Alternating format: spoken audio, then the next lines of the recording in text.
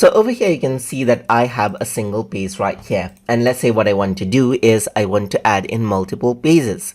In that case, what I can do is I can go around over here onto the pages section right here, just like this. And then I can simply go around and add in pages right here. If I were to go around and click on add page right here, then another page is added in, as you can see. So this is the first page and this is the second page. And the page's size does not need to be the same. You can actually go around and change around the page size to be different as well. So you can go around and add as many pages as you want right here. And you can have a multi-page design, as you can see right here.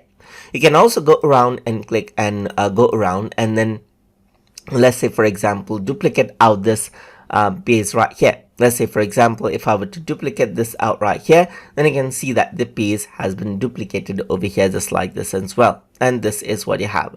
So this is the page that you have right here. This is the page. You can also go around and delete out the page over here as well by clicking on delete over here. And that is how you can add in multiple pages as you like over here inside of Vectr.